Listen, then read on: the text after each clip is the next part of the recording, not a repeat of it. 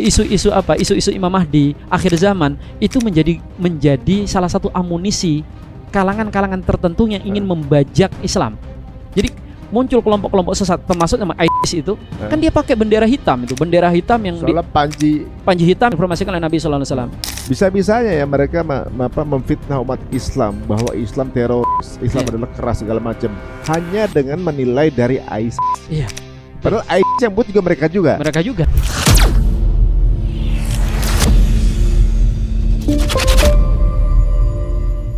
Di zaman Rasulullah sudah kalau saya nggak salah nih ada berapa 4 fase dalam kehidupan ya kan? Fase Nabi, fase sahabat Nabi, fase Nabi dan sahabat, fase kerajaan yang menggigit, kemudian kerajaan yang yang dolim, kemudian satakunu khilafata alamin haji nubuwah, masa kekhalifahan. Itu, ya. Itu dipegang juga sama Syiah nggak? Kalau Syiah tidak begitu konsepnya. Bahkan ini pun mungkin Mas Ari nggak tahu, nggak semua ahlu sunnah sepakat dengan 5 fase ini. Artinya gitu. Kalau pemahaman yang selama ini kita pahamin, masa Rasul dan sahabat sudah berlalu, masa mulkan Adhon, masa kerajaan menggigit sudah berlalu, masa Umayyah Abbasiyah, masa mulkan Jabarian sekarang, nanti setelah itu masa Khalifan. Ini nggak disepakati dalam ahlu sunnah. Ahlu sunnah ada yang mengatakan bahwa yang disebutkan oleh Nabi itu masa Khulafaur Rasyidin itu akan kembali adalah masa Umar bin Abdul Aziz.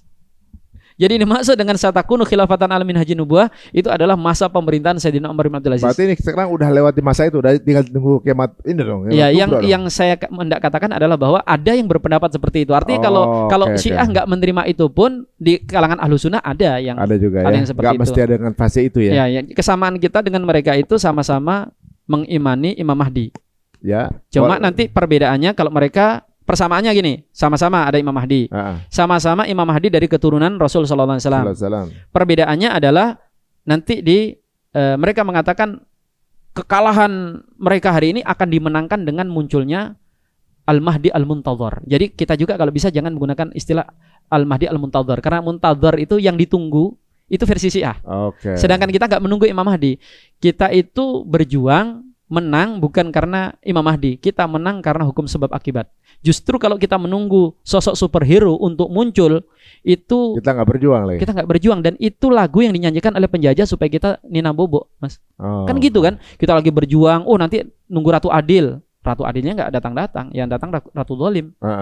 Yang gitu. Nah, sama dengan konsep Ahlussunnah, Imam Mahdi ini bukan untuk ditunggu. Imam Mahdi itu karunia. Tinggal kita berjuang, bebaskan Palestina, ini nanti akan datang kalau itu karunia gitu. Itu konsep Ratu Adil dari mana? Saya jadi intermezzo itu keluar dari mana? Emang di Indonesia ada? Ada. Konsep Ratu Adil bahkan itu dimunculkan oleh penjajah dan nanti digunakan kan oleh pemberontak itu APRA. APRA itu menggunakan isu Ratu Adil, bahwa muncul Ratu Adil di kelompok kita yang akan memenangkan kita dari Indonesia.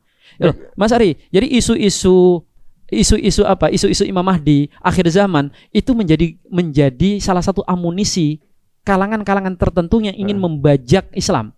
Jadi muncul kelompok-kelompok sesat termasuk sama ISIS itu, kan dia pakai bendera hitam itu, bendera hitam yang panji hitam yang diinformasikan oleh Nabi sallallahu alaihi wasallam.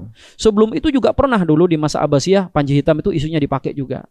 Hari ini kan lagu itu nampak begitu ada 70 kelompok langsung dihubungkan dengan hadis Muslim yang Rasul menyebut Dajjal akan muncul dari Asfahan dengan membawa 70.000 Yahudi itu kan.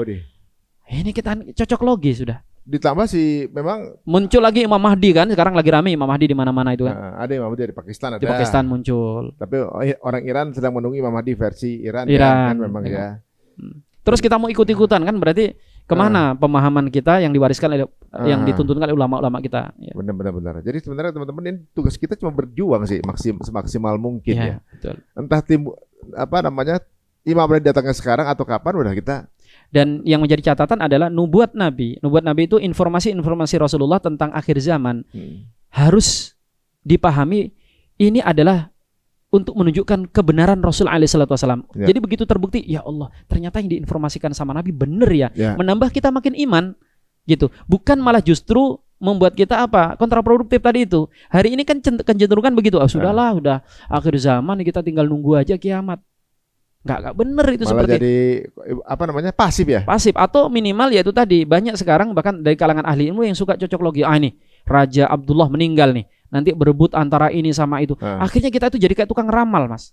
Kita larinya prediksi. Prediksi. Padahal kan kalau kita lihat sunatullah perjuangan, kita itu disuruh melihat apa yang ada di bumi untuk kita amati, kita pelajari, kita teliti menjadi data yang nanti akan menjadi menjadi bahan acuan kita untuk bertindak. Bukan menengadah ke langit dan kemudian kita berjalan menengadah terus akhirnya kita kepelosok ke lubang kita. Itu yang dilakukan umat Islam. Kita hari ini main di dalil-dalil samawi, ya kan gitu kan. Dalil kita cocok logi ini, tapi bagaimana sunatullah berjuang yang dicontohkan oleh Nabi itu nggak dilakukan. Al-Fatih itu menggedor Konstantinopel, bukan semata-mata tiap hari wiritan hadis akan dibuka Konstantinopel kan.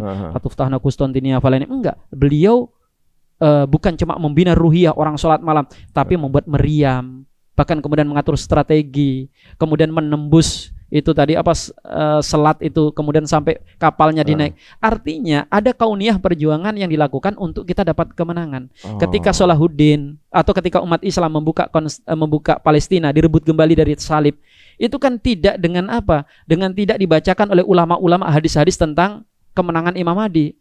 Sunatullah perjuangan. Imam Al-Ghazali turun gunung. Imam Al-Ghazali itu, Mas, untuk merdekakan Palestina itu sampai keluar dari rektor, dari jabatan paling prestisius pada masa itu, untuk keluar 10 tahun keliling ke negeri-negeri muslim, ngecek penyakitnya umat ini apa. Jadi bukan cuma cukup pakai di perpustakaan. Beliau itu keliling negeri-negeri Islam. Setelah beliau keliling, hasil pengamatan 10 tahun, baru beliau mengeluarkan treatment lah gitu kan. Oh begini caranya nih, umat ini penyakitnya ini. Dan ini kemudian jadi kurikulum. Kurikulum itu dilaksanakan oleh Syekh Abdul Qadir Jailani beserta generasi pada masa itu. Dilaksanakan sunatullah perjuangan, bikin pesantren, bangun industri, kemudian bagaimana pendidikan bukan cuma ada di awang-awang, hanya di meja diskusi, tapi masyarakat mulai bicara Islam. Islam hadir sebagai solusi. Setelah itu dijalani, barulah lahir generasi Salahuddin, generasi-generasi yang bangkit. Sedangkan kita kan nggak, nyaris lari dari sunatullah itu kan. Karena apa? Ya karena kita salah memahami hadis-hadis nubuah. Akhirnya kita ntar aja lah nunggu Imam Mahdi. Jadi bukan kita yang berjuang gitu ya? Bukan kita yang berjuang gitu. Padahal tujuan daripada Nabi SAW menyampaikan informasi itu supaya kita dapat nutrisi tambahan. Selain kita membenarkan Quran yang memang sudah benar, sabda-sabda Nabi beliau yang terbukti, akan tertambah lagi dengan keadaan-keadaan yang terjadi kemudian. Makin iman kita sama Rasulullah ini kan. Di tengah apa? Karena Rasul tahu di akhir zaman akan banyak orang yang imannya itu mudah tergadai. Maka kita dikasih nutrisi tambahan. Tapi kebayang nutrisi tambahan keimanan justru menjadi racun bagi kita karena kita salah konsumsi. Jadi malah kita jadi kayak orang manja gitu ya. Kayak orang manja. Bahkan terakhir Mas, ketika saya kemarin tuh ngisi pengajian, kan saya itu kalau disuruh ngimamin, maka saya akan baca kunut nazilah. Enggak cuma subuh, saya kadang maghrib, isya saya baca kunut, doakanlah. Ada jemaah yang tiba-tiba negur saya, Ustadz, mohon maaf Ustadz, bukankah yang seperti itu tidak baik? Loh, kenapa Pak? Jangan sering doakan Palestina. Karena kalau Palestina menang dan nanti kemudian kiamat itu. Kiamat. Ada yang begitu ya? Yang begitu banyaknya minta ampun, walaupun gendernya berbeda-beda. Fatalnya begitu. Sampai ada yang bilang, udahlah Ustadz, ngapain coba mempersatukan umat? Lawang Rasul sendiri mengatakan umat ini akan pecah jadi 73. Coba bayangkan tuh. Hadis yang debatable, hadis ini debatable Mas. Kesahihannya aja banyak ulama yang menolak. Dijadikan amunisi untuk mengalahkan perintah apa? Wa'tasimu bihablillahi jami'an wala tafarraqu. Berpegang teguh kalian kepada tali Allah, jangan bercerai-berai. Ayat enggak kita pakai. Padahal kita hendak mengamalkan ayat. Berarti ayat misalnya mengatakan wala tanaza'u, jangan kalian berselisih berpecah belah. Buang aja ayat ini, pakai hadis ini. Coba bayangkan. Hadis kontradiktif ya? Kontradiktif. Padahal hadis jelas Rasul mengatakan apa? Pecah itu pun kalau hadis itu sahih, jangan pecah ya. Jangan berantem. Karena kalau kalian berantem nanti kalian akan pecah bukan jadi 2 kelompok, 3 kelompok. Itu mah masih enak nyatukannya kan? 73 itu bikin surat aja capek. Apalagi lobby-lobby kan gitu ya. Jadi nggak usah pecah. Sebelum pecah diantisipasi dengan apa? Diantisipasi dengan mengamalkan ayat supaya kita bersatu. Nah, kan bayangkan Mas, kesalahpahaman akhirnya menyebabkan orang nyasar, obat jadi racun. Benar juga. Banyak hal sih sebenarnya saat misalnya ada nubuah gitu ya. Nubuah itu justru kalau bagi orang-orang terdahulu adalah menjadi trigger untuk memantaskan diri. Misalnya kayak Rasulullah bilang akan dibuka jatuh Konstantinopel. Orang berlomba-lomba pengen jadi pembukanya. Saya orangnya. Nah, itu yang unik yang kita nggak miliki hari ini.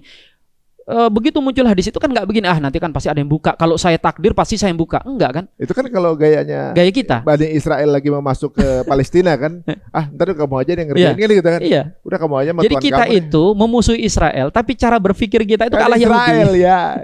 Loh, sahabat itu begitu dengar hadis itu, yang mulai sejak zaman dari sahabat Abu Musa al-Asy'ari. Gagal. Kemudian Abu Musa bukan Abu Sufyan. Enggak, dari Abu Musa al-Asy'ari ikut. Kemudian Abu Ayyub maksudnya? Iya, mohon maaf. Abu Ayyub al-Ansari. Abu Ayyub al-Ansari ikut dalam satuan ekspedisi pembukaan pertama sampai dikubur di dekat situ kan. Nanti masa Harun ar-Rasyid mencoba. Nanti generasi setelah itu banyak yang coba-cobain. Mereka itu ingin menjadi apa? Menjadi sosok yang diramalkan oleh Nabi. Kalau kita malah itu kalau Konstantinopel nggak dibuka, mungkin kita bilang ntar aja lah, nunggu nanti orangnya datang sendiri. Nanti orangnya datang, yang jaga toko datang gitu. Iya. Ya Allah ya Rabb. Ini sesuatu yang kalau kita bilang ya, mungkin nutrisi itulah yang membuat kita kadang-kadang salah mencerna, ya kan? Kadang-kadang kita salah mencerna untuk kemudian mestinya kita harus lebih optimis, malah kita jadi nunggu treatment. Oke, sekarang gini Mas, kita pakai logika langsung pupus saja. Kalau banyak orang keracunan, banyak orang yang apa sih kalau salah minum obat namanya? Ini apa namanya? Salah minum obat ya, apa ada istilahnya tuh ya, ada istilahnya ya. Iya, ya gitulah, gitu kan. Salah minum obat, kok bisa lupa Allah. Lupa ada di depan mulut gitu. Minum sudah boleh belum minum belum? Belum boleh. Sabar. Ujian. Salah. Overdosis. Bukan overdosis, itu kelebihan, itu kelebihan. Iya, kelebihan. Apa yang salah? Intinya kesalahan itu penyebabnya apa sih? Berarti dokternya nggak benar. Kan gitu kan? Banyak dokter yang tidak benar. Atau salah baca resep. Salah baca resep itu. Salah diagnosa. Salah diagnosa bisa jadi, tapi nggak mungkin itu menjadi penyakit yang kemudian menimpa banyak orang. Salah diagnosa itu kasus per kasus. Tapi kalau terjadi keracunan massal, banyak umat yang kemudian teler gara-gara obat, itu nggak bisa lagi kita pakai ini kasuistik. Itu pasti kesalahan dari pihak dokter. Ini malpraktek ini. Oh, malpraktek. Nah, sehingga ini jawaban ini yang diberikan Imam Al-Ghazali. Kenapa umat ini seperti ini? Beliau mengatakan, ini treatmentnya Mas. Fasadur ra'aya bi fasadil muluk. Sebab kerusakan yang terjadi rakyat ini nggak karu-karuan ini, itu karena kerusakan para penguasa. Jadi percaya deh, kita begini ini gara-gara 5 tahunan itu yang kita nggak benar cara milihnya. Ini aman nggak ini? Aman ya masih ya? Pinggir jurang sih, tapi nggak apa-apa udah. Oke, lanjut ya. Kita paham. Ini kan kejadian di Moldova kejadian. Kita kan nggak nyebut nama negara kan. Gitu. Nah, ini kalau nggak Kosovo nih kejadiannya. Terus kemudian dikatakan oleh Imam Al-Ghazali, wa fasadul muluk. Jadi kalau yang rusak rakyat adalah penguasa, siapa yang rusak penguasa? Wa fasadul muluk bi fasadil ulama. Yang rusak para penguasa itu para ulama. Jadi sebenarnya kerusakan yang terjadi ini penyebab utamanya adalah para ulama. Oke, sekarang berarti kalau kita ingin ngobati umat juga pakai ulama. Gimana ulama bisa diobati kalau dia sakit? Sakitnya ulama itu apa penyebabnya? Wa fasadil ulama bi hubbil mal wal jah. Rusaknya ulama itu kalau orientasinya sudah dua, Mas. Apa itu? Posisi sama fulus. Gitu, yang selalu mendekati penguasa. Ya, artinya tapi di negara lain. Tapi gini Mas, ini hebatnya ulama kita. Jadi mereka ini karena dokter beneran, ketika memberikan treatment, diagnosa penyakit itu paten. Kalau kita kan mungkin berpikir begini, oh berarti sebabnya gara-gara ulama merapat ke penguasa ini kan, sehingga kemudian menjilat, penguasa jadi ngerusak rakyat. Padahal nggak begitu. Gimana? Jadi yang diperbaiki oleh ulama bukan masalah hubungannya, tapi penyebab hubungan. Rusaknya umarok ini karena hubungan dengan ulama tidak sehat. Ulama mendekat kepada umarok supaya dapat itu tadi, kedudukan sama tambang.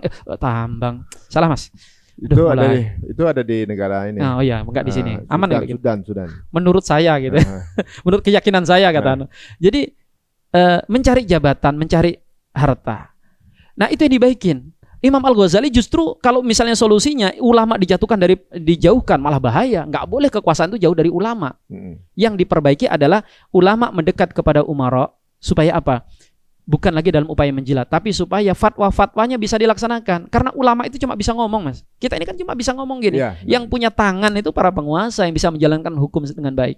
Nah, umara ketika mendekat kepada ulama bukan lagi 5 tahunan atau mencari dukungan, tapi dalam rangka minta petunjuk. Jadi hubungan itu tidak boleh dirusak. Cuma timbal balik hubungan yang diperbaiki. Ini menarik nih. Belum lama ini kemarin, kalau nggak salah nih, Pak Presiden ini mengajak ketemu para ulama untuk diskusi mengenai perang Iran ini. Dan para ulama mengatakan kalau yang menginisiasi perang adalah panitia BOP, maka udah waktunya pantas untuk keluar dari BOP. Dan seperti presiden mau keluar dari BOP. Kalau ini kan formulanya benar nih. Betul. Pemerintah penguasa mendekati ulama untuk tanya. Ulamanya kemudian ngasih masukan yang benar dan dijalankan oleh penguasa. Nah, ini di part ini benar nih. Benar. Di part kalau memang benar begitu. Ya, kalau memang benar begitu itu benar. Akhirnya keluar berarti benar. Oh iya, tapi kalau kemudian nggak keluar malah bayar. Ini keluar beneran belum ini? Pernyataan terakhir akan keluar. Berarti masih akan ya. Moga aja dengan podcast ini ada yang dengar dan kemudian terdorong jadi ya. Jadi tapi siapa lo kata mereka. Ya.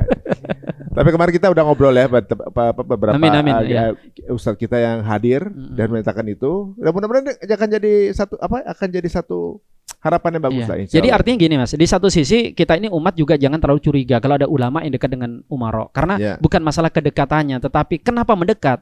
Kalau tujuannya dalam rangka menasehati, justru kalau kita lihat para penguasa-penguasa dulu penasihatnya siapa? Ulama. Makanya benar. Maka jangan biarkan umaro kita penasihatnya ketua partai misalnya, kan lebih baik ulama. Walaupun boleh juga sih ketua partai bisik-bisik dikit. Kalau ketua partainya ulama bagaimana? Apalagi bagus lagi. Atau gini Mas, bukan ketua partainya ulama, ulamanya jadi ketua partai. Sama aja ya. Iya, betul lagi deh. Enggak terjadi di sini. Masya Allah. Ada di Uganda mungkin ya, Uganda. Nah, kita kembali ke dalam kasus perang ini, Ustaz. Jadi posisinya bagaimana dengan posisi Iran yang selama ini tegas bertentangan dengan Israel yang sedang menyandra mengindonesia saudara kita gitu. Banyak yang bilang Iran nggak melakukan untuk Palestina tapi untuk diri sendiri whatever. Tapi secara fisik yang mau ngelawan dia. Gitu kan, itu fakta yang tidak bisa kita pungkiri. Yang satu-satunya dulu saya bilang ini, satu-satunya negara paling berani itu Palestina karena satu-satunya negara yang berani ngeroket Israel cuma Gaza, cuma Palestina sendiri. Padahal dia nggak punya apa-apa. Tapi saat ini udah bergeser. Iran pun berani sekarang udah meroket dia. Betul. Nah, dulu kan diksinya gini, Iran nih ngecam si rewel, ngomong aja sebutir peluru pun nggak ada yang meletus. Dulu kan gitu katanya kan. Sekarang bukan cuma peluru yang meletus, rudal-rudalnya udah. Sekarang habis Tel Aviv. Ini Mas logikanya, saya sudah bisa menebak ini. Takutnya keburu sahur kita nih, belum ya. Gimana nih sikap kita melihat apa yang dilakukan oleh Iran? Karena nanti analisanya kan beda-beda. Melakukan bukan ke Palestina, karena mencari muka supaya bisa dapat dukungan dari kita atau apalah intinya. Atau membela politiknya sendiri. Sendiri. Sekarang gini Mas, kalau ada orang kelaparan, butuh bantuan, bener dah ini orang ini sangat butuh gitu. Gambaran perwakilan dari Palestina. Kemudian yang datang bantu adalah konten kreator. Dia bantu buat, tapi kemudian dia kontenin, dia foto, dia di saat yang lain diem, Pak Haji, Bu Haji, Pak Ustadz tuh nggak bisa berbuat apa, cuma nonton. Dia butuh padahal. Si itunya butuh banget. Jelas butuh. Mau dari mana kayak gitu? Iya kan. Nah kita nggak bantu, tapi kemudian yang bantu adalah katakanlah ini konten kreator yang memang nggak bener lah, apa-apa semua dikontenin. Sampai tahajud aja sujud sambil gini gitu kan. Dia sambil dia kameramin. Apa pantas kita mencaci maki orang yang membantu apapun motivasinya? Ya kan, katakan dia benar untuk konten. Apalagi kalau itu hanya sekedar dugaan kita. Saya konten ini misalnya itu kan, saya nggak punya track record pamer saya, ini hanya ngajak orang, siapa tahu saya cuma bisa bantu 10 juta, dengan saya buat ini ada yang bantunya lebih 100 juta gitu. Ya kan? Nah, kenapa logika hal yang sama tidak bisa kita lakukan untuk memahami apa yang dilakukan oleh Iran? Iya, dia mungkin untuk kepentingan dia. Tapi bagaimana kalau itu adalah bukti kebaikan yang ada pada mereka, yang itu bisa jadi dengan itu Allah nanti memberikan hidayah kepada mereka. Kenapa kita tidak sambut kebaikan orang dengan hal baik? Kan gitu kan? Minimal kalau kita tidak bisa berbuat kebaikan seperti yang dilakukan oleh penjahat sekalipun, kita mengatakan, Mas, Anda memang jahat Mas. Kita memang gak sepaham, tapi ini kami angkat topi. Saya tidak bisa melakukan seperti yang Anda lakukan. Itu orang baik Mas yang punya prinsip. Di kotak ini, kita bukan apa-apanya. Bukan malah nyibir, ente begitu karena pasti ada. Ini menurut saya tidak layak dilakukan oleh orang yang nggak berpendidikan, apalagi berpendidikan agama. Sehingga sikap kita ke Iran, katakan saja benar seperti yang kita katakan, nggak layak. Itu yang begitu itu taruhannya nyawa. Kalau misalnya mereka melakukan adegan pura-pura ini kan, adegan untuk kepentingan negaranya, korbannya misalnya cuma kambing, korban apalah minyak. Nggak berisiko sama diri sendiri gitu ya? Ya worth it kan? Ini nyawa sampai pimpinannya mereka. Iya, kalau mau dibilang cuma settingan, yang meninggal tuh Nggak mungkin, pimpinan, Mas, ya. pimpinan supreme leader lagi ya. Masih mending yang dimusuhi jelas si rewel daripada kelompok-kelompok yang ngaku Ahlussunnah wal Jamaah. Yang diperangi saudaranya sendiri kan, yang dibantai. Mas Ari kan mengikuti perkembangan bagaimana krisis yang ada di Suriah. Dulu ketika faksi-faksi perjuangan masyarakat Suriah hampir menang, itu tinggal setapak menang. Bashar Assad sudah di ujung tanduk itu.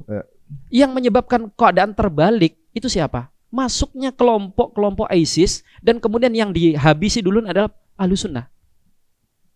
Ya kan, motivasinya apa? Memerangi kita yang dianggap ahlul hawa, murtadin. Kita didukung murtadin.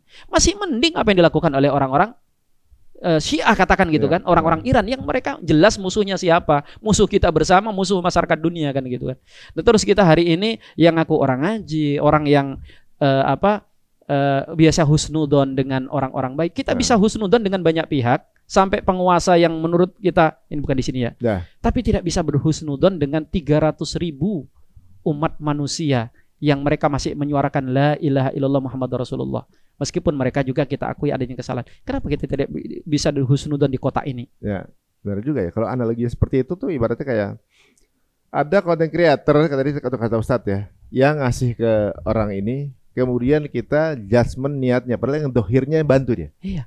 Dan di sisi lain, pada saat cuma berani nyela, dia nggak ngelakuin. Kecuali kasusnya begini, Mas. Itu yang bantu banyak. Yang bantu misalnya Pak Haji mau bantu besok, Mas Ari mau bantu lusa, saya bantu 8,5 miliar. Kan dari Kalimantan saya. Mau bantu gitu kan. Gitu. Terus tiba-tiba nyolot itu si konten kreator, nggak usah, nggak penting tuh. Kalimantan tuh, kita dong. Terus dia cuma main konten hanya 10 juta, gara-gara dia ngasih bantuan kita nggak bisa masuk lagi misalnya, itu kita mencela boleh lah. Itu 10 juta untuk apa, Mas? Nggak cukup itu rumahnya aja berapa, belum lagi ini sekolah anaknya. Itu it's okay. Walaupun itu kayaknya masih agak nggak juga gitu kali gitu kan. Ini kita nggak ngapa-ngapain. Dunia Islam bungkam, apa yang dilakukan oleh dunia Islam hari ini? Hanya paling prihatin, mengutuk, bahkan kemudian pangkalan-pangkalan militer mau bagaimana alibinya, bagaimana itu fakta yang tidak bisa dibenarkan. Pangkalan militer pihak yang mendukung penjajahan ada di negaranya. Mau alasan apapun itu. Terus ketika orang jahat itu numpang, udah tahu ini rampok nih, numpang di rumah kita. Terus kemudian orang kampung bilang, ada rampok lagi nginep di rumah AST. Berapa jumlah rampoknya? Wah, ini lagi menyusun ada 5 orang. 5 orang ternyata kita kena gebuk. Begitu kita kena gebuk gara-gara orang kampung kan nggak kenal sama AST misalnya kan. Digebukin juga bersama rampok itu. Kita nyalahin dasar tidak biadab. Orang-orang biadab tidak beradab. Gara-gara kalian, masa gara-gara rampok saya dipukulin. Dia nyalahkan orang yang nangkap rampok tapi tidak menyalahkan sikap dia yang memberikan tempat kepada si rampok. Kan itu hari ini kan. Ketika Iran membalas nembakin ke situ, ada yang nyasar, dan nyasarnya itu kan masih, kalau bicara kemungkinan, sekian banyak kemungkinan, bisa jadi memang sengaja Iran, tapi bisa jadi juga ketika ditangkis jatuhnya di tempat yang tidak seharusnya. Dan termasuk yang terjadi kan si rewel itu yang lempar ke sana juga. Nah, itu Mas Ari ngikuti kan? Untuk bikin konflik sendiri kan. Jadi intinya masalah begini nggak sesederhana yang kita pahami. Jadi dalam masalah rimba raya yang sekian kemungkinan ini, logaritma ini berjalan, kan kemungkinan banyak ini. Jangan sederhanakan dengan kemudian hitam putih, ente bersama kami atau menjadi musuh kami. Kan gitu sebenarnya yang teman-teman ini. Jadi sebenarnya ini jelas ya, dari analogi apapun kita sebenarnya melihat bahwa ini angle-nya, kita lihat angle yang sekarang dulu berarti kan. Betul. Angle yang sekarang adalah bagaimana kita menyelamatkan Palestina. Intinya seperti itu. Dan menolak kezaliman siapapun yang dizalimi. Mau itu yang nanti yang ngelawan mereka akan keluar, entah Cina, entah itu Rusia, nggak masalah juga. Nggak masalah. Kan itu adalah perang untuk membela hak asasi, ya kan, untuk membela saudara kita gitu. Itu bukan berarti yang ikutan membela kita langsung berbaiat kemudian langsung kita bersyahadat buat mereka. Mendukung mereka berarti bagian daripada mereka. Nggak juga. Lagian ada di sirah, Mas. Di sirah Nabawiyah itu dulu ketika umat Islam itu kondisinya belum bisa berbuat apa-apa, sahabat masih lemah, kan ada konflik 2 kekuasaan adidaya pada masa itu. Persia dan Romawi kan. Nah, itu ada dukung-mendukung. Orang-orang musyrikin Mekah mendukung Persia. Kaum muslimin mendukung siapa? Jelas Romawi. Kenapa? Karena secara fitrah manusia itu akan mendukung yang punya kedekatan sama mereka. Kenapa umat Islam mendukung Romawi? Ya karena dianggap sama-sama masih agama samawi, punya kitab konsep kenabi-nabi itu ada kan. Nah, orang musyrikin Mekah kenapa mendukungnya ke Persia? Ya gara-gara punya kesamaan, sama-sama menyembah berhala. Ya gitu kan, sama-sama agama pagan. Coba kita perhatikan, dalam kondisi itu saja sahabat itu masih ngeblok. Bahkan itu kan sampai turun di surah Ar-Rum kan. Sedih sahabat gara-gara kekalahan Romawi. Padahal apakah gara-gara dukung Romawi itu dapat subsidi dari Romawi? Enggak dapat apa-apa. Apakah gara-gara dukung itu sahabat ridho dengan kesyirikan orang-orang Romawi yang beragama Masehi kan, agama Nasrani yang sudah mempertuhankan Isa? Enggak sama sekali. Ini enggak ada kaitannya. Jadi kalau sahabat saja mendukung untuk konflik yang terjadi antara orang kafir sama orang kafir, jelas itu kan. Lalu kita bagaimana tidak dibolehkan mendukung saudara kita yang masih dugaan kuat ini adalah muslim, ini pendapat jumhur mereka muslim, walaupun katakan sesatnya lah. Apa dikira yang sesat cuma mereka? Kita apa lurus semuanya. Terus yang kedua, jelas yang seperti sudah Mas Ari ulang-ulang, ini pihak yang dizalimi. Dia dizalimi dan membela orang-orang dizalimi kan gitu, membela saudara kita di Palestina. Maka akan banyak alasan kita ya. Terus kita menolak itu semuanya hanya atas nama apa? Prinsip yang kita pegang, mereka kafir, Syiah bukan Islam. Kolot sekali cara kita berpikir kan. Iya. Jadi pengen buka ini Mas, belum ya? Masih jauh ya, masih jauh. Coba gini, benar juga ya. Hanya cukup satu alasan. Kalau kita nggak mau ikutan, cukup satu alasan aja nggak jadi. Nggak jadi. Iya kan? Ya. Kalau kita mau ikutan, beribu alasan tapi ikut kita. Ya. Nah sekarang teman-teman semuanya, kalau kita lihat di posisi ini, kalau kalian lihat pertandingan sepak bola antara Spanyol lawan Arab Saudi, masih ada orang Islam yang Spanyol kok, gitu kan?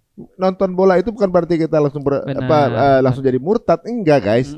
Di sini adalah walaupun teman kita dari Arab Saudi adalah pemain bola dan teman-teman kita yang di Arab Saudi juga Muslim gitu, kita nggak ngomongin mengenai sekarang akhirnya ini adalah posisian aja gitu kan? Betul. Ini bukan masalah wala wal bara istilahnya, bukan masalah loyalitas disloyalitas. Kalau kita dukung ini berarti Muslim, kalau dukung ini berarti kafir. Enggak sesederhana itu masalah ini. Gitu. Ya. Termasuk juga Mas sebenarnya kita juga harus insaf. Insaf itu kita bersikap objektif lah, adil. Memang secara umum itu ada 4 sikap ya dari kaum muslimin yang ada di Indonesia atau masyarakat netizen Indonesia lah terhadap konflik yang ada di Iran ini saat ini. Kelompok yang pertama itu ada yang pilih diam. Jadi dalam posisi ini ya dia sudahlah, saya nggak ikut-ikutan, nggak dukung Iran juga, saya juga nggak dukung Amerika, sudah wong sekarang aja serba sulit gitu ke ekonomi. Jadi dia milih acuh tak acuh. Ada yang begitu. Nah di kotak ini, di pilihan yang ini masih bisa kita hargai. Kalau tujuannya supaya selamat, nggak ikut-ikutan gitu, karena memang nggak paham, udahlah ngapain? Itu nggak apa-apa, kita hargai. Asalkan bukan menjadi alibi untuk alasan cuek ya dengan kepentingan umat Islam. Ini nggak baik ini kalau atas nama cuek. Yang kedua ada pihak yang nggak dukung Iran tapi juga nggak dukung si rewel sama Mama Rika. Artinya dalam posisi ini ya sudahlah, mana yang mau hancur atau apa, yang mau faktanya kejahatan dilakukan oleh Iran itu juga banyak gitu kan. Yang dilakukan oleh Amerika juga banyak, jadi sama-sama penjahat biar aja lah, tapi kami tetap dukung Palestina. Ini pun walaupun agak sedikit berat hati kita masih bisa hargai. Yang nggak bisa itu kalau ada misalnya pihak yang mendukung si rewel sama Mama Rika dengan memusuhi Iran. Dan ini kalau yang dilakukan oleh orang-orang liberal atau orang-orang yang di luar Islam lah, kita masih bisa menerima itu kan, masih logis gitu kan. Ini merupakan konsekuensi dari cara mereka beragama. Tapi kalau yang melakukan itu adalah orang yang ngaku beragama Muslim, agak susah. Logika mana yang mereka pakai? Kecuali cacat logika kan. Berarti mereka ini sudah kemakan propaganda yang seperti apa gitu. Itu yang diinginkan Israel mah. Itu jelas yang diinginkan gitu. Jelas diinginkan, akhirnya kemudian ya itu tadi kita mencaci maki ya.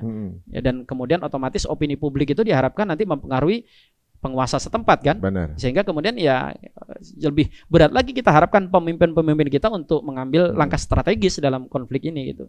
Sebenarnya yang ini yang diinginkan sama Israel, biar kita sibuk sendiri saling menyalahkan, saling merasa lebih benar, saling kemudian menuduh satu dengan yang lainnya, jadi nggak kompak, jadi nggak ada persatuan.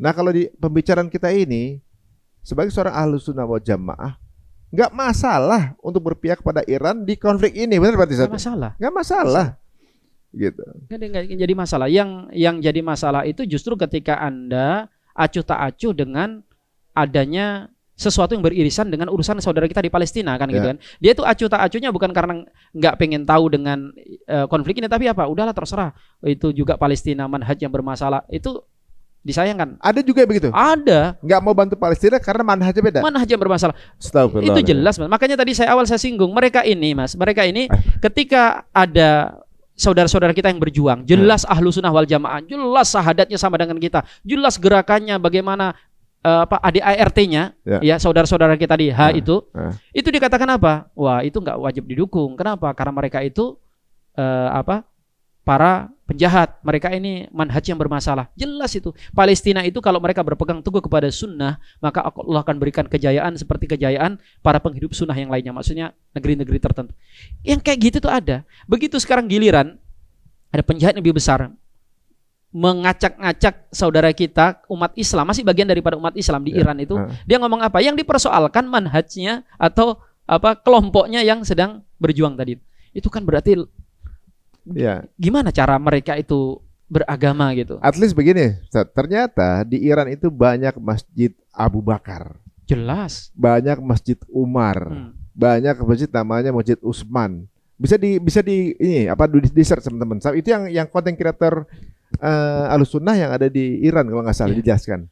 Banyak kesalahan dari orang-orang Ahlussunnah yang ada di luar menganggap ya semua the whole ini adalah mereka membenci para sahabat sampai segitunya. Sampai segitunya Ahlussunnahnya juga mungkin diintimidasi begitu. Bahkan misalnya. Kan banyak teman-teman yang itu saya lihat dari konten-kontennya kelihatan kalau beliau itu orang insaf, orang baik lah, orang jujur. Itu dia kan sampai ngomong, nama saya Abu Bakar, apakah di sini bermasalah orang namanya? Enggak, kau tetap saudara saya, enggak ada masalah. Artinya orang-orang awam itu secara umum seperti itu. Dan kita perlu ingat, Mas, belajar dari sejarah. Kejahatan-kejahatan kelompok itu kadang cuma diwakili oleh penguasanya, seperti penguasa Safawi yang melakukan pembantaian kepada Ahlussunnah, yang sampai dia melarang khutbah-khutbah itu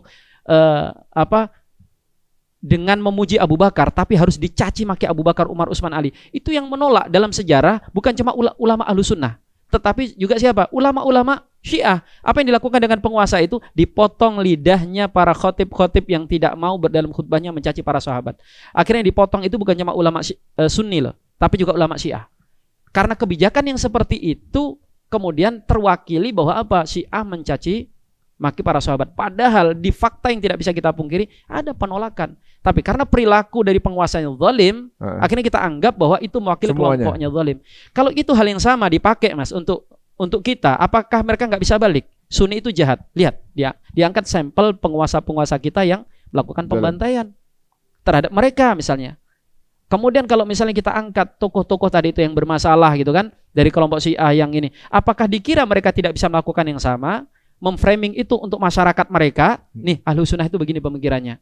Jadi sebenarnya kita ini saling tiktokan data yang nggak benar. Apa tradisi ini mau kita teruskan? Kan nggak bisa. Ya. Saya juga sempat ngomong bisa-bisanya ya mereka memfitnah umat Islam bahwa Islam teroris, Islam ini adalah orang kelompok yang opres, Islam adalah keras segala macam, hanya dengan menilai dari ISIS. Iya. Padahal ISIS yang buat juga mereka juga. Mereka jadikan alat itu adalah jadi sebuah pembuktian atau juga mungkin melegitimasi bahwa Islam memang seperti ini. Dibentuklah ISIS. Betul. Gitu kan. Atau kelompok Islam lain yang mungkin terlihat keras dan kaku gitu. Kita nggak mau ISIS yang jumlahnya 0,002% atau juga kelompok keras Islam yang lainnya. Itu wakil dari Ahlussunnah. Enggak, kita nggak mau kan? 2, berapa miliar itu diwakili hanya segelintir orang itu. Kita aja nggak mau. Nggak mau. Terus kita paksa orang yang kita lain. Begitu juga sama orang lain. Kan harus mau. Ini wakil kalian. Padahal jelas seperti Yasir Habib itu yang tadi sudah disampaikan, itu orang Syiah sendiri pun nggak suka diusir dari Iran. Tapi info ini nggak nyampe mungkin. Sebenarnya banyak hal informasi yang tidak sampai kepada kita. Tapi minimal ketika kita tidak tahu sebuah informasi, jangan menghukumi. Kan sederhananya begitu, Mas. Saya nggak tahu, selesai. Ya atau minimal ya sudahlah, kita nggak usah ngerecokin ini. Ya minimal saudara kita yang ada di Iran yang membantu Palestina jelas diberikan kemenangan oleh Allah, selesai, titik. Daripada kita berantem yang nggak ada manfaatnya, nggak produktif sama sekali. Yang kemudian malah justru ya itu tadi, akhirnya penguasa kita semakin merasa, ini dalam tanda kutip ya, penguasa-penguasa tempat lain yang zalim ya sudah, nggak ada desakan kok dari bawah kan. Tapi coba kalau kita kompak, minimal para penguasa ini akan malu. Kenapa sekarang kita fokus dengan orang yang berbuat kebaikan walaupun orang itu jahat sekalipun? Ya kan ini orang jahat Mas, tapi sekarang berusaha menjadi baik atau dia minimal lagi dzalimi. Kenapa kita tidak fokus untuk memperbaiki penguasa-penguasa kita yang diam bungkam? Kan ini momennya kan. Kita bisa begini, Pak Tulil Gato, Iran tuh cuma di embargo sekian tahun bisa begitu. Kita ini nggak pernah di embargo, masa sih nggak bisa ngeletupin satu petasan satu gitu kan? Ya gitu bahasa sarkasmenya Mas. Kalau itu dilakukan, saya rasa juga itu Mama Rika akan mikir kan, misalnya nih Indonesia, Malaysia sama Brunei kompak tiba-tiba bersikap yang tegas, ngirim apalah gitu ke Iran itu kan, apakah mercon satu gitu atau apa, otomatis nggak mungkin Mama Rika ini akan wah ini didukung nih sama saudaranya. Bisa saja mungkin bangsa Syiah yang yang menganut Syiah mengatakan bahwa tuh lihat aja tuh Sunni itu takut, Sunni itu kaki tangannya Israel karena pemimpinnya pengikut. Kan kita juga nggak mau digituin kan? Nggak mau digituin. Kita punya alibi gitu. Masa kalau kita saja yang jelas-jelas salah, diam bungkam secara kebijakan politik ya, kita nggak menafikan bantuan diam-diam, pasti ada itu. Itu salah saja, kita nggak mau dipersalahkan. Terus kita mau mempersalahkan orang yang jelas-jelas berbuat benar hanya karena kita carikan alasan-alasan yang bisa jadi motivasinya karena bela negara bukan. Itu kan menurut saya nggak bisa diterima akal gitu. Jadi ini kalau pembicaraan sampai pada kesimpulan, jadi kalau teman-teman seorang Ahlussunnah wal Jamaah itu nggak masalah berada posisi mendukung Iran di konflik ini, begitu kan? Nggak masalah. Dan justru yang lebih dikritiskan adalah bagaimana sikap kita justru lebih menunjuk kepada para pemimpin negara Islam. Kenapa nggak bisa bersatu untuk ini kan begitu mestinya kan? Betul. Bukan malah menghujat yang lagi ikutan melawan musuh bersama ini. Musuh bersama. Orang sama-sama pelaku dolim aja punya filsafat, the enemy of my enemy is my friend. Masya Allah. Gak ada lagi yang lain.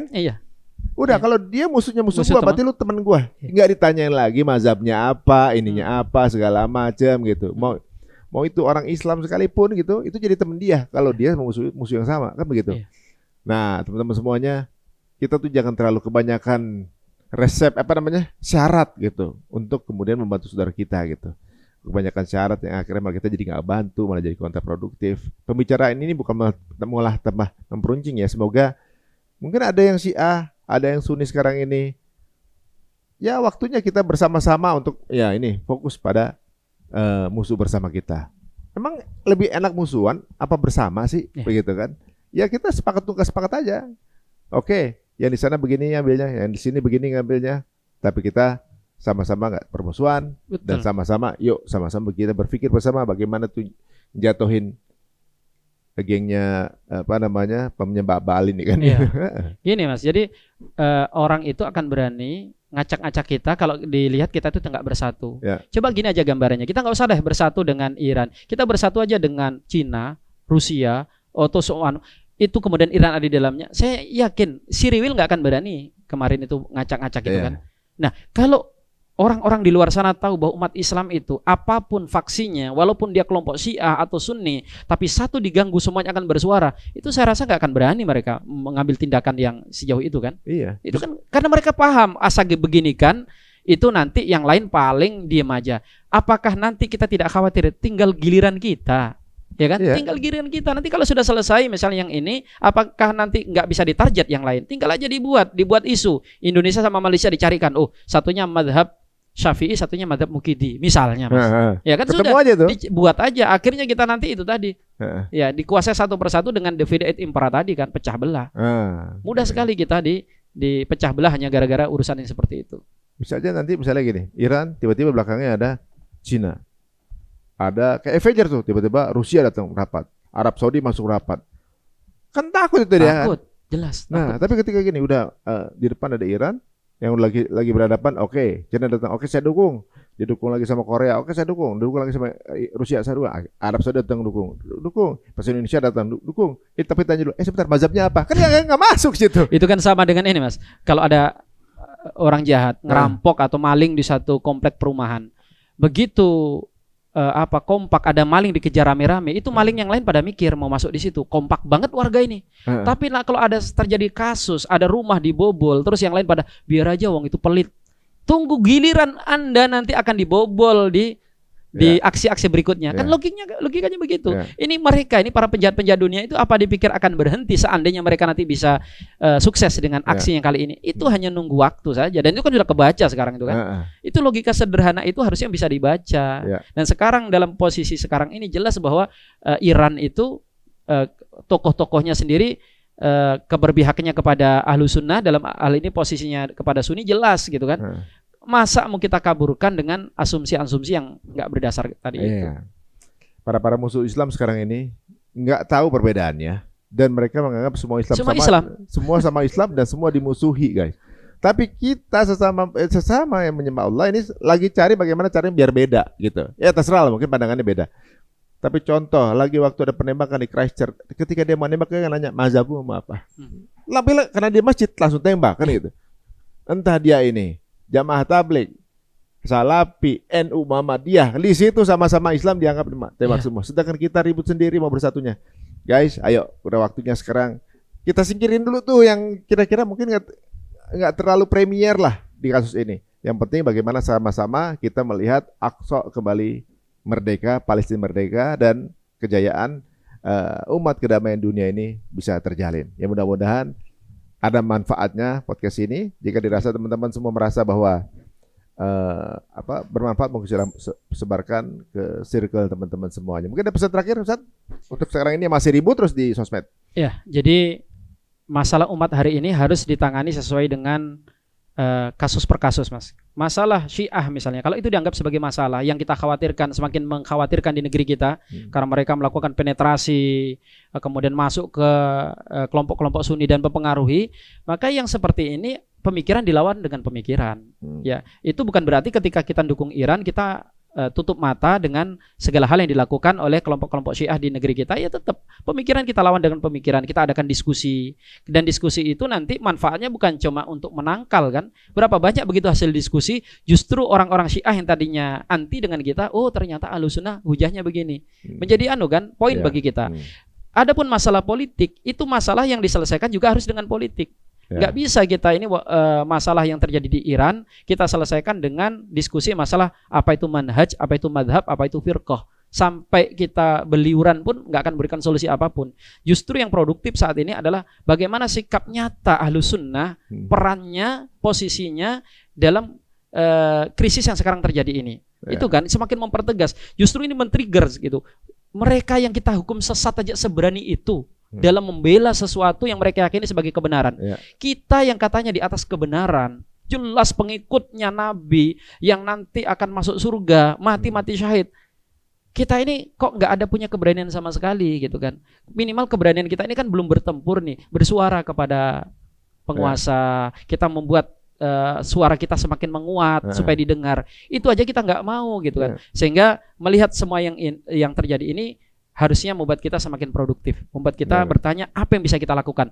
Kalau orang jahat sekalipun yang kita katakan jahat bisa berbuat baik, harusnya orang-orang baik malu dengan kejahatan yang dilakukan, minimal dengan perilaku diam yang dilakukan atas kejahatan yang terjadi. Wallahu a'lam bishawab. Masya Allah, luar biasa. Daging semua nih guys, ya.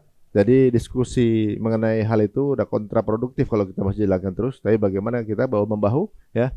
Pasti ada potensi di teman-teman yang mendukung secara ideologi Iran, tapi ada juga potensi dari teman-teman yang mendukung di pihak Iran sebagai politik, ya, karena perbedaan antara Sunni Syiah ini. Tapi dua-duanya kalau punya kekuatan yang berbeda itu kalau disinergikan sama-sama untuk menguntungkan umat Islam, menyerang musuh yang sama. Kita nggak tahu seperti siapa gitu. Lebih kayaknya satu musuhnya terlalu banyak untuk orang untuk di dunia ini gitu kan. One enemy is too many, gitu kata beberapa pakar politik itu. Jadi jangan sampai kita tadinya nggak ada masalah jadi nyari musuh. Dia nggak nyerang tapi kita anggap dia sebagai musuh. Aduh ngapain, dia sempit banget kayaknya. Dan teman-teman semuanya, moga-moga ada edukasi dari channel ini. Kita nggak mencoba untuk mengubah ideologi seseorang, tapi memandang lebih bijak aja agar siapa tahu ini ada menjadi wasilah kedamaian persatuan. Bukan saatnya lagi kita bersaing, tapi waktunya sekarang kita bersanding sama-sama. Masya Allah. Sampai ketemu lagi di episode berikutnya. Assalamualaikum warahmatullahi wabarakatuh. Waalaikumsalam warahmatullahi wabarakatuh.